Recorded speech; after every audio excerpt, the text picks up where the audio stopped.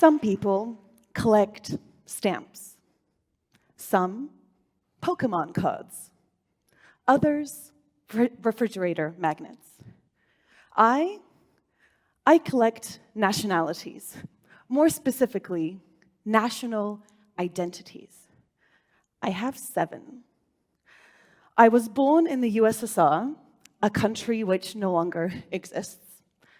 I am Russian, that is where my mother was born. I am Ukrainian, that is where my father was born. I am English, that is where I spent my childhood.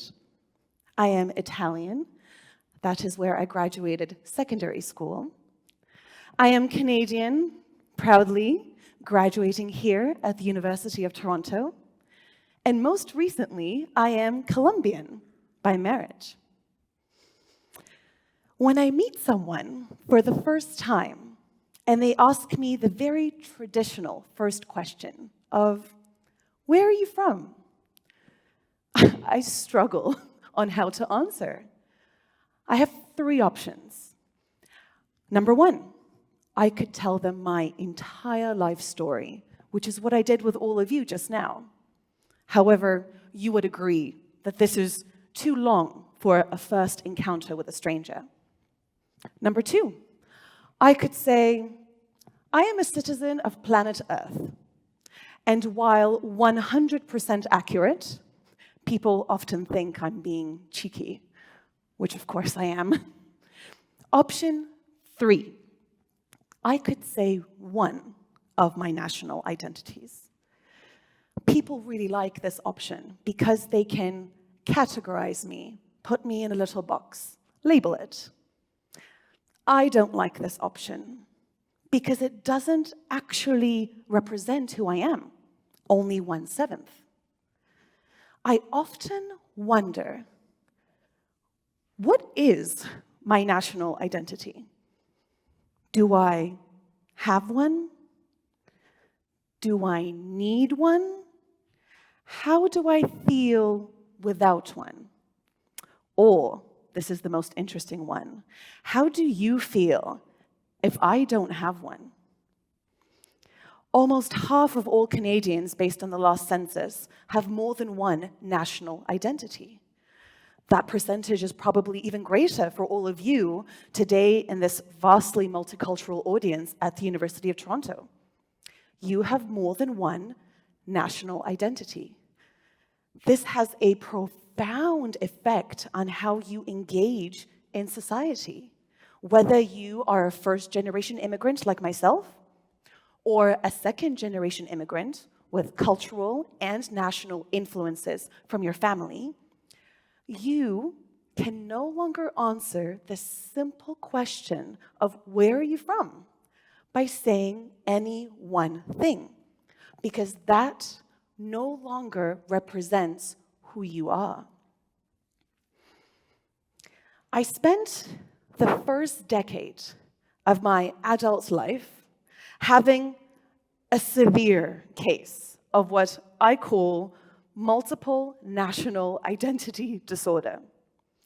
And I had to live through this experience in order to accept and embrace my multiple national identity disorder so that I can start the second decade of my adult life with a mindset shift that allows me to capitalize on my lack of, or more accurately, excess of, national identity. I want to share with you a few insights that I uncovered through my journey, as well as my proposed mindset shift to help resolve multiple national identity disorder. As I immigrated from place to place, I came to the somewhat surprising and slightly sad realization that I was now an outsider everywhere. I had expected to be an outsider in my new home. What I did not expect was that now I was an outsider in my old home as well, from almost the second I left it. I consistently found myself in situations, in social situations, where I was not enough of any one of my national identities. I wasn't Russian enough. I left Russia when I was merely 4 or 5 years old. I learned Russian, not in Russia, but through a mixture of my mother's pure grit and angelic patience and my love of science fiction novels. And I had never experienced adult life in Russia. I was not English enough. I didn't grow up truly in England. I wasn't born there. I was perhaps a little too wild at heart to understand what it was like to be properly English. And my Frankenstein accent was definitely not English enough. I wasn't Canadian enough. Now, given the level of multiculturalism in this country, I did not understand what being Canadian enough meant. However, it was clear to me that I was not enough of it. Perhaps it's because I'm too direct, or not politically correct enough. Or maybe it's purely because I pronounce Toronto with 2 T's, which I have learned is nothing short of blasphemy for a real Canadian. I'm also not Colombian enough. In Colombia, people often call me a gringa, which I learned is a somewhat negative slang term for American. I have 7 national identities. Can't you pick one of these 7 to make fun of? You have to add another one that I actually do not have. I laugh, but I hope you can relate. Can you relate to this feeling that you are just not enough? You don't belong. As I look back to my experiences, now that I'm a little older and wiser, I shouldn't have been so surprised. And that's because I'm not any one of these things. I'm all of them. I have taken a little piece of each culture, each nationality, each community, and I have weaved it into my own multicultural life experience. But I kept thinking, why did I feel this way? Why did so many around me feel like they were not enough and that they did not belong? I'm a curious human being. I did some research. Full disclosure, I am not a sociologist. This was research for myself alone. However, I uncovered something interesting. People kept saying, humans, we have moved from place to place for as long as we've existed. This isn't new. But they were wrong. Migration and immigration are 2 completely different concepts.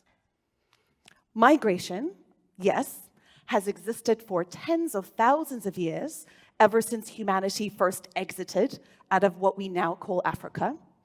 And it's something we share with many in the animal kingdom. Here's how it works. I decide to move from point A to point B, and I take my entire tribe with me. And yes, my environment is new, but my community is the same. I am not alone. I belong. Immigration, however, it's quite new. On a mass scale, it's existed only for 200-300 years and is quite unique to humankind. I make the same decision to move from point A to point B. But I say bye to my entire tribe, leaving them behind. My environment is now new, and I am an outsider in my new community and in my old community, who I, for lack of a better word, have abandoned. This is what makes one feel so alone, that they don't belong that they are not enough. As I went through this experience of multiple national identity disorder, I came to the realization that what was needed to step out of it was a mindset shift, specifically two. The first mindset shift needs to happen within us, within me, within you. Instead of feeling like you are not enough of any one thing and that you do not belong in any one place, change your perspective. You are made up of so many different cultures and experiences, and you belong. You belong everywhere. You belong to the whole planet. You have a sense of freedom and flexibility that many others will never get to experience. Feel that. The second shift must happen in our community, in our collective community. As immigration becomes a larger global phenomenon, how do we intentionally never make someone feel like they are not enough, like they do not belong? How do we build this community that collectively evolves together? This mindset shift really makes me think of national identity as a concept. And national identity is powerful. We feel naked without it. However, is this mindset shift the first step in humanity evolving past national identity? Think about it. 1,000 years ago, you were born, lived, and died all in the same country. Today, you could live in 2, 3, maybe more countries in your lifetime. What about 1,000 years from now? 5,000 years from now? What if there are no countries? What if we truly are citizens of planet Earth? And this time, it is not my cheeky answer to where are you from, but a fact. We are one people on one planet. With this in mind, why don't we start today? So, what's it like being Soviet, Russian, Ukrainian, English, Italian, Canadian, Colombian? It's very freeing. Join me. Thank you.